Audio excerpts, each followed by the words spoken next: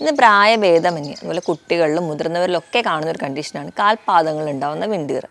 നമ്മൾ അധിക നേരം വെള്ളത്തിൽ നിന്ന് ജോലി ചെയ്യുന്നവരാണെങ്കിൽ, ഇപ്പം അലക്ക് ജോലിയൊക്കെ ചെയ്യുന്നവരെ സ്ഥിതിയാണെങ്കിൽ ഇപ്പോഴും ഒരു വെള്ളമായിട്ട് കോൺടാക്റ്റാണ്. അപ്പോൾ നമ്മുടെ സ്കിന്നിൻ്റെ ടെക്സ്ചറൊക്കെ ഒന്ന് മാറും. ഇനിയിപ്പോൾ തണുപ്പൊക്കെയുള്ള പ്രശ്നമാണ്, അല്ലെങ്കിൽ തണുപ്പടിക്കുന്നതാണ് പ്രശ്നമെങ്കിൽ നിങ്ങൾ രാത്രി കിടക്കുമ്പോഴാണെങ്കിൽ പോലും നമ്മൾ ഫാനിൻ്റെ അടിയിലൊക്കെ കിടക്കുന്ന സമയത്ത് ഉണ്ടാവുന്നതായിട്ടുള്ള തണുപ്പടിക്കാതിരിക്കാൻ വേണ്ടി സോക്സ് ഇട്ടിട്ട് കിടക്കാം.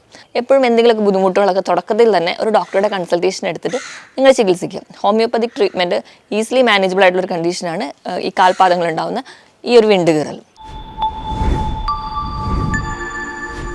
ഹായ്, ഞാൻ ഡോക്ടർ പ്രിയ, Q1B ഹെൽത്ത് കെയറിലെ ഹോമിയോപ്പതിക് ഫിസിഷ്യനാണ്. ഇന്ന് പ്രായഭേദമന്യേ അതുപോലെ കുട്ടികളിലും മുതിർന്നവരിലൊക്കെ കാണുന്ന ഒരു കണ്ടീഷനാണ് കാൽപാദങ്ങൾ ഉണ്ടാകുന്ന വിണ്ടുകീറൽ. ചിലർക്ക് ഇത് കണ്ടിന്യൂസ് ആയിട്ട് ഒരു ലൈഫ് ലോങ് വരെ നിൽക്കുന്നുണ്ടാവും. മറ്റു ചിലർക്കാണെങ്കിൽ ചില കാലാവസ്ഥകളുണ്ടാവും. ചിലപ്പോൾ തണുപ്പ് കാലാവസ്ഥ, ഒരു ഡിസംബർ ജനുവരി മാസങ്ങളിൽ മാത്രം ഇത് കൂടുതലായിട്ട് നിൽക്കുന്നത് കാണും. പല കാരണങ്ങൾ കൊണ്ടാണ് വിണ്ടുകീറൽ ഉണ്ടാകുന്നത്. നമ്മൾ കേൾക്കുമ്പോൾ അത് ഭയങ്കര സിമ്പിളാണ്, അല്ലെങ്കിൽ നമുക്ക് ജസ്റ്റ് ഒരു ഓയിൽമെൻറ്റോ അല്ലെങ്കിൽ എന്തെങ്കിലും ഒരു പെട്രോളിയം ജെല്ലിയൊക്കെ വാങ്ങി തേച്ചാൽ പോരെ, അത് പെട്ടെന്ന് മാനേജബിൾ അല്ലേ നമ്മൾ വിചാരിക്കും. പക്ഷേ വിണ്ടുകീറൽ ആഴത്തിലാവുമ്പോൾ നമുക്ക് കഠിനമായ വേദന തന്നെ ഉണ്ടാവും. തൊലിപ്പുറത്തൊക്കെ ആകുമ്പോൾ നമുക്ക് ഈസിലി മാനേജബിൾ ആയിരിക്കും, നമുക്ക് സഹിക്കാൻ പറ്റുന്നൊരു പെയിനൊക്കെ ഉണ്ടാവും. അത് വിണ്ടുകീറൽ ഉള്ളിലേക്കാകുമ്പോൾ അത് നാടുകളെയൊക്കെ ബാധിക്കുമ്പോഴാണ് ഇത്ര കഠിനമായ വേദന വരുന്നത്. ഈ വീഡിയോയിലൂടെ നമുക്ക് കാൽപാദങ്ങളിൽ ഉണ്ടാകുന്ന വിണ്ടുകീറലിനെ കുറിച്ച് നോക്കാം. നമ്മുടെ ശരീരഭാരം മുഴുവൻ വഹിക്കുന്നത് നമ്മുടെ കാൽപാദങ്ങളാണ്. അതുകൊണ്ട് തന്നെ കാൽപാദങ്ങളുടെ തൊലിക്ക് കുറച്ച് അധികം കട്ടിയുണ്ട്. ചില കാരണങ്ങൾ കൊണ്ട് ചില ആൾക്കാരിലാണെങ്കിൽ ഈ കട്ടി കൂടുന്നത് കുറച്ച് അധികമായിരിക്കും. ആ ഒരു കണ്ടീഷൻ വരുമ്പോൾ നമ്മൾ അതിനെ കാലസ് ഫോർമേഷൻ എന്ന് പറയും.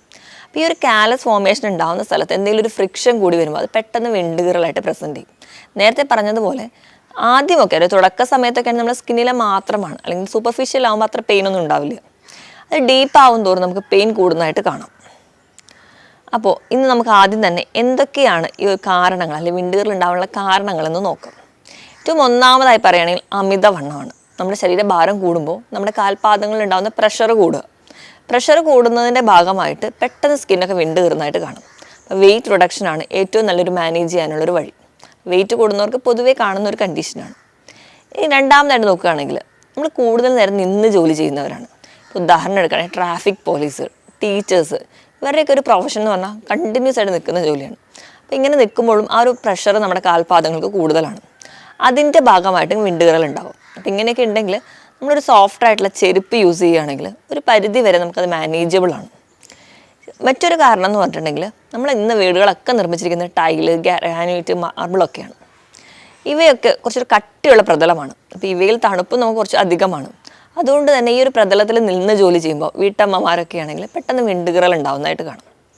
ഇപ്പോൾ ഈ ഒരു പ്രതലത്തിൽ നമ്മൾ മാനേജ് ചെയ്യാൻ വേണ്ടി നമ്മളെപ്പോഴും പറയുക ആൾക്കാരുടെ അടുത്ത് ഒന്നെങ്കിൽ ചെരുപ്പിട്ട് അകത്തൊക്കെ ജോലി ചെയ്യാൻ. അപ്പോൾ എപ്പോഴും ചെരുപ്പ് തിരഞ്ഞെടുക്കുമ്പോൾ അതൊരു വലിയ ഫാക്ടറാണ്. നമ്മൾ സോഫ്റ്റായിട്ട് ചെരുപ്പാണ് എപ്പോഴും പ്രിഫർ ചെയ്യാൻ പറയാം. പക്ഷേ ചെരുപ്പിൻ്റെ സൈസ് നമ്മൾ കൃത്യമായിരിക്കണം. ചിലർക്കാണെങ്കിൽ ഹാർഡായിട്ടുള്ള അല്ലെങ്കിൽ ആ ഒരു സർഫസ് ആയിട്ടുള്ള ചെരുപ്പുകളാണ് കൂടുതൽ പ്രിഫർ ചെയ്യുക. ചിലരൊക്കെ ആണെങ്കിൽ ഇപ്പോൾ ഷൂ ഒക്കെ സെലക്ട് ചെയ്യുമ്പോൾ ടൈറ്റ് ആയിട്ടുള്ള ഷൂ ആണ്. ചിലർക്ക് എന്ന് പറഞ്ഞാൽ ചെരുപ്പിൻ്റെ സൈസ് ചെറുതായിട്ടുള്ള ചെരുപ്പ്. അപ്പോൾ നമ്മുടെ ആ ഒരു പാദത്തിൻ്റെ ഏരിയ, ആ ഒരു ഹീലിൻ്റെ ഭാഗം എന്ന് പറഞ്ഞാൽ എപ്പോഴും ആ ഒരു ചെരുപ്പിൻ്റെ ബോർഡറായിട്ട് ഒരു ഫ്രിക്ഷനിൽ വരും. ഇതൊക്കെ വിണ്ടുകീറലിന് കാരണമാണ്. നമ്മൾ ചെറുതാണ് അല്ലെങ്കിൽ നിസ്സാരമായി കാണുന്ന പല കാരണങ്ങളുമാണ് നമുക്ക് വിണ്ടുകീറലിന് ഏറ്റവും വലിയൊരു കാരണമായിട്ട് മാറുന്നത്. നമ്മൾ കുടിക്കുന്ന വെള്ളം ആവശ്യത്തിനില്ലെങ്കിൽ, നമ്മുടെ ശരീരത്തിന് ആവശ്യത്തിനായിട്ട് വെള്ളം കിട്ടിയില്ലെങ്കിൽ സ്കിന്നിൽ, കാലിൽ മാത്രമല്ല എവിടെയും ഒരു ഡ്രൈനസ് വരും. ഡ്രൈനസ് വന്നിട്ടുണ്ടെങ്കിൽ അടുത്ത സ്റ്റേജ് എന്ന് പറഞ്ഞാൽ അവിടെ വിണ്ടുകീറലായിട്ടാണ് പ്രസൻറ്റ് ചെയ്യുക. അവിടെ ഒരു ക്രാക്സ് വീഴുന്നതായിട്ട് നമുക്ക് കാണാം. അപ്പോൾ ആവശ്യത്തിന് വെള്ളമില്ലെങ്കിൽ പല ന്യൂട്രിയൻസ് കുറഞ്ഞാലും അയണ്, കോപ്പർ, സിങ്ക് പോലെയുള്ള ന്യൂട്രിയൻസൊക്കെ നമ്മുടെ ശരീരത്തിൽ കുറഞ്ഞു കഴിഞ്ഞാലും ഈ ഒരു ഡ്രൈനസ്സും അതുവഴി വിണ്ടുകീറലും പ്രസൻറ്റ് ചെയ്യുന്നത് കാണാം. ഇതിനു പുറമെ നമ്മൾ അധിക നേരം വെള്ളത്തിൽ നിന്ന് ജോലി ചെയ്യുന്നവരാണെങ്കിൽ, ഇപ്പം അലക്ക് ജോലിയൊക്കെ ചെയ്യുന്നവരെ സ്ഥിതിയാണെങ്കിൽ ഇപ്പോഴും ഒരു വെള്ളമായിട്ട് കോൺടാക്റ്റാണ്. അപ്പോൾ നമ്മുടെ സ്കിന്നിൻ്റെ ടെക്സ്ചറൊക്കെ ഒന്ന് മാറും. അതുപോലെ നമ്മൾ പ്രായം ചെല്ലും തോറും നമ്മുടെ സ്കിന്നിൻ്റെ ഇലാസ്റ്റിസിറ്റി ഒക്കെ നഷ്ടപ്പെട്ട് സ്കിൻ കുറച്ചുകൂടി കട്ടിയാവുന്നതായിട്ട് കാണാം. ഈ ഒരു സ്ട്രക്ചർ വരുമ്പോഴും നമുക്ക് ആ ഒരു വിണ്ടുകീറൽ പെട്ടെന്ന് ഉണ്ടാവുന്നതായിട്ട് കാണാം. ഇത് കൂടാതെ തന്നെ നമുക്ക് നോക്കുകയാണെങ്കിൽ കാൽസ്യത്തിൻ്റെ ഡെഫിഷ്യൻസിയിലും കാലിലെ ഒരു ഡ്രൈനസും അതുമൂലം വിണ്ടുകീറലും പ്രസൻറ്റ് ചെയ്യുന്നത് കാണാം. ചിലരൊക്കെ ആണെങ്കിൽ വൃത്തി കൂടുന്നതിൻ്റെ ഭാഗമായിട്ട് അധികം നേരം നിന്ന് കുളിക്കുന്നത്, അല്ലെങ്കിൽ ഒരുപാട് നേരം കാലൊക്കെ ഇട്ട് കല്ലിലൊക്കെ ഇട്ട് ഉരയ്ക്കുന്ന സ്വഭാവമുള്ളവരൊക്കെ ആണെങ്കിൽ, അമിതമായിട്ട് സോപ്പ് ഉപയോഗിക്കുന്നവരൊക്കെ ആണെങ്കിൽ അവരുടെ സ്കിന്നിൻ്റെ ആ ഒരു സ്മൂത്ത്നെസ് ഒക്കെ നഷ്ടപ്പെട്ട് കൂടുതൽ റഫ് ആവുന്നത് കാണാം. ഇതും വിണ്ടുകീറലിനൊരു കാരണമാണ്. അതുപോലെ തന്നെ കുളിക്കുമ്പോൾ നമ്മൾ ചൂടുവെള്ളം ആണ് കണ്ടിന്യൂസ്ലി കുളിക്കാൻ വേണ്ടി യൂസ് ചെയ്യുന്നതെങ്കിൽ അതും ഒരു സ്കിന്നിൻ്റെ ഡ്രൈനസും അതുപോലെ തന്നെ ഡീഹൈഡ്രേഷനൊക്കെ പെട്ടെന്ന് ഉണ്ടായിട്ട് നമുക്ക് പെട്ടെന്ന് ക്രാക്സ് ഒക്കെ ഉണ്ടാകുന്നതായിട്ട് കാണാം. ഈ കാരണങ്ങളുടെ പുറമെ തന്നെ ചില ഡിസീസ് കണ്ടീഷൻസ്, ഇപ്പോൾ നമുക്ക് എക്സിമ, അതുപോലെ അത്ലറ്റ്സ് ഫുഡ് എന്നൊക്കെ പറഞ്ഞാൽ ആ ഷൂ ഒക്കെ ഇട്ടുണ്ടാകുന്ന റെക്കറൻ്റ് ആവുന്ന ഫംഗൽ ഇൻഫെക്ഷനാണ്. അവയോ സോറിയാസിസ് പോലെയുള്ള ഡിസീസ് കണ്ടീഷൻ, തൈറോയ്ഡ് പോലെയുള്ള കണ്ടീഷൻസ് ഒക്കെ ഉള്ളവർക്കും ഈ ഒരു സ്കിന്നിൻ്റെ ടെക്സ്ചർ നോർമൽ ആയിരിക്കില്ല. അങ്ങനെയുള്ളവർക്കും ഈ ഒരു ക്രാക്സ് ഒക്കെ പെട്ടെന്ന് ഉണ്ടാകുന്നതായിട്ട് കാണാം. ഇത് കൂടാതെ തന്നെ നമുക്ക് വേറെ മറ്റ് സ്കിൻ ഡ്രൈനസിൻ്റെതായ കണ്ടീഷൻസോ അല്ലെങ്കിൽ നമുക്ക് സ്കിന്നിൽ കാലിൽ മാത്രം പല ഭാഗങ്ങൾക്ക് ഉണ്ടെങ്കിലും, അതുപോലെ തന്നെ ചിലർക്കെന്ന് പറഞ്ഞിട്ടുണ്ടെങ്കിൽ ഇപ്പോൾ ഡെഡ് സ്കില്ല് ഉണ്ടാവുന്നത് ഒരുപാട് അടിഞ്ഞു കൂടുന്ന ഒരു ടെംപ്റ്റേഷൻ ഉള്ളവരുണ്ടാവും. ആ ഒരു കോൺസ്റ്റിറ്റ്യൂഷൻ ഉള്ളവരാണെങ്കിൽ അവർക്കൊക്കെ ഒരുപാട് ഈ സ്കിൻ ക്രാക്സും അതുപോലെ തന്നെ ഫീറ്റിലൊക്കെ ക്രാക്സ് ആയിട്ട് പ്രസൻറ്റ് ചെയ്യുന്നത് കാണാം. ഇതൊക്കെയാണ് പ്രധാനമായിട്ടും കാലിലെ ഉപ്പൂറ്റി വിണ്ടുകീറൽ അല്ലെങ്കിൽ കാൽപാദങ്ങൾക്കുള്ള വിണ്ടുകീറലിൻ്റെ പ്രധാന കാരണങ്ങൾ. ഇനി ഇതിൻ്റെ ഒരു മാനേജ്മെൻറ്റ് സൈഡ് വരികയാണെങ്കിൽ നമ്മൾ തുടക്കത്തിലോ അല്ലെങ്കിൽ ഈസിലി ഹോമിയോപ്പതിക്ക് മെഡിസിൻസും കൊണ്ട് മാനേജബിൾ ആയിട്ടുള്ള ഒരു കണ്ടീഷനാണ് ഈ കാൽപാദങ്ങളുണ്ടാകുന്ന വിണ്ടുകീറൽ. ഇനി ഒരു ഹോമിയോപ്പതിക് മെഡിസിൻസ് അല്ലെങ്കിൽ മറ്റ് മെഡിസിൻസിലോട്ട് പോകുന്നതിന് മുമ്പ് നമുക്ക് തന്നെ എങ്ങനെ മാനേജ് ചെയ്യാമെന്ന് നോക്കാം. അപ്പോൾ ഒന്നാമതായിട്ട് ഞാൻ പറഞ്ഞ കാരണം എന്ന് പറഞ്ഞിട്ടുണ്ടെങ്കിൽ അമിതവണ്ണമാണ്. അപ്പോൾ നമ്മുടെ ബോഡി വെയിറ്റ് മെയിൻറ്റെയിൻ ചെയ്യുക.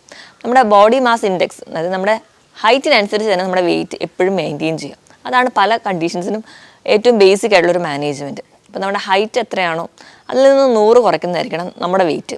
ഒരു ഉദാഹരണം പറയുകയാണെങ്കിൽ 150 സെൻറ്റിമീറ്റർ ഹൈറ്റുള്ള ഒരാൾക്കാണെങ്കിൽ 50 കിലോ ആയിരിക്കണം വെയിറ്റ്. അപ്പോൾ അങ്ങനെ മെയിൻറ്റെയിൻ ചെയ്യാൻ വേണ്ടി ശ്രദ്ധിക്കുക.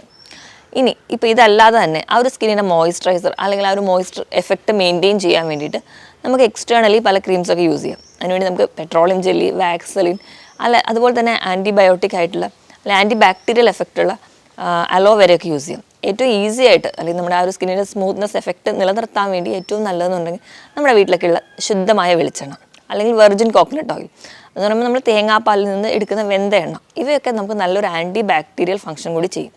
അതോടൊപ്പം തന്നെ നമ്മൾ എപ്പോഴും കാലൊക്കെ ആണെങ്കിലും ക്ലീൻ ആക്കി വെക്കാൻ വേണ്ടി ശ്രദ്ധിക്കുക. ഞാൻ പറഞ്ഞല്ലോ, നമ്മൾ വൂണ്ട് ഉണ്ടാവുകയാണെങ്കിൽ, അപ്പോൾ ഒരു ക്രാക്സ് ഒക്കെ ഉണ്ടാവുകയാണെങ്കിൽ സൂപ്പർഫിഷ്യലാണെങ്കിൽ നമുക്ക് അത് വലിയ പ്രശ്നം ഉണ്ടാവില്ല. അത് ഡീപ്പ് ആവും തോറും അപ്പോൾ നമ്മൾ പൊടിയിലോ മണ്ണിലോ ഒക്കെ പോകുമ്പോൾ അതിൽ ഇൻഫെക്ഷൻ കൂടി ഉണ്ടാവാനുള്ള ചാൻസ് വളരെ കൂടുതലാണ്. അപ്പോൾ കാലെപ്പോഴും ക്ലീനാക്കി വെക്കാൻ വേണ്ടി ശ്രദ്ധിക്കണം. ക്ലീനാക്കി വെക്കുന്നതിനോടൊപ്പം തന്നെ ചെറു ചൂടുവെള്ളത്തിൽ എന്നും വൈകിട്ടാകുമ്പോൾ ഒന്ന് കാലൊക്കെ മുക്കി വെച്ച് ആ ഒരു കാലസ് ഫോർമേഷനുള്ള ഏരിയ അല്ലെങ്കിൽ ഒരു സ്കിൻ കട്ടിയുള്ള ഏരിയ ഒക്കെ ഉണ്ടെങ്കിൽ അവിടെ പ്യൂമിക്സ് ടോണൊക്കെ വെച്ചിട്ട് ഒന്ന് റഫ് ആയിട്ടുള്ള ഏരിയയിൽ നല്ലപോലെ ഒന്ന് റബ്ബ് ചെയ്യുക. അങ്ങനെ റബ്ബ് ചെയ്യുമ്പോൾ സ്കിൻ കുറേയൊക്കെ ആ ഒരു ഡെഡ് സ്കിന്നൊക്കെ ഒരുപാട് റിമൂവ് ചെയ്യും. എന്നിട്ട് നമുക്ക് വേണമെങ്കിൽ നമ്മുടെ വീട്ടിൽ ആര്യവേപ്പൊക്കെ ഉണ്ടെങ്കിൽ അതൊക്കെ ഒന്ന് അരച്ച് തേക്കുകയാണെങ്കിൽ അവർ ആൻറ്റി ബാക്ടീരിയൽ അല്ലെങ്കിൽ ആൻറ്റി ഫംഗൽ ആക്ഷൻ കൂടി ഉള്ളതുകൊണ്ട് നമുക്ക് വലിയ ഇൻഫെക്ഷൻസ് ഒന്നും വരാതെ നമ്മുടെ കാലിനെ തന്നെ പ്രൊട്ടക്റ്റ് ചെയ്യുന്നത് കാണാം. ഇനിയിപ്പോൾ തണുപ്പൊക്കെയുള്ള പ്രശ്നമാണ് അല്ലെങ്കിൽ തണുപ്പടിക്കുന്നതാണ് പ്രശ്നമെങ്കിൽ നിങ്ങൾ രാത്രി കിടക്കുമ്പോഴാണെങ്കിൽ പോലും നമ്മൾ ഫാനിൻ്റെ അടിയിലൊക്കെ കിടക്കുന്ന സമയത്ത് ഉണ്ടാവുന്നതായിട്ടുള്ള തണുപ്പടിക്കാതിരിക്കാൻ വേണ്ടി സോക്സ് ഇട്ടിട്ട് കിടക്കാം.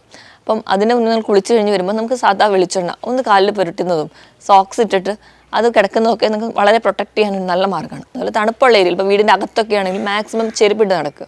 അപ്പോൾ ചെരുപ്പ് നമ്മൾ സെലക്ട് ചെയ്യുമ്പോൾ ഞാൻ നേരത്തെ പറഞ്ഞതുപോലെ സോഫ്റ്റ് ആയിട്ടുള്ള ചെരുപ്പ്, ഇപ്പോൾ വുഡൻ അങ്ങനത്തെ ഒരു ഫ്ലോർ ആകുമ്പം, അതായത് നിലത്തിനോട് വളരെ പറ്റി കിടക്കുന്ന ചെരുപ്പുകളൊക്കെ ആകുമ്പോഴും പെട്ടെന്ന് ക്രാക്സ് ഉണ്ടാകാനുള്ള ടെംപ്റ്റേഷൻസ് ഉണ്ട്.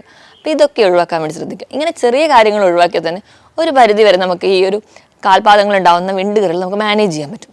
അതോടൊപ്പം തന്നെ നമ്മൾ ചെറിയൊരു കണ്ടീഷനാണ് അല്ലെങ്കിൽ ഇത് നിസ്സാരമാണെന്ന് കരുതാതെ എപ്പോഴും എന്തെങ്കിലുമൊക്കെ ബുദ്ധിമുട്ടുകളൊക്കെ തുടക്കത്തിൽ തന്നെ ഒരു ഡോക്ടറുടെ കൺസൾട്ടേഷൻ എടുത്തിട്ട് നിങ്ങൾ ചികിത്സിക്കുക. ഹോമിയോപ്പതിക് ട്രീറ്റ്മെൻറ്റ് ഈസിലി മാനേജബിൾ ആയിട്ടുള്ളൊരു കണ്ടീഷനാണ് ഈ കാൽപാദങ്ങൾ ഉണ്ടാകുന്ന ഈ ഒരു വിണ്ടുകീറൽ. മറ്റൊരു ഹെൽത്ത് ടോപ്പിക്കുമായിട്ട് വീണ്ടും കാണുന്നത് വരെ നന്ദി.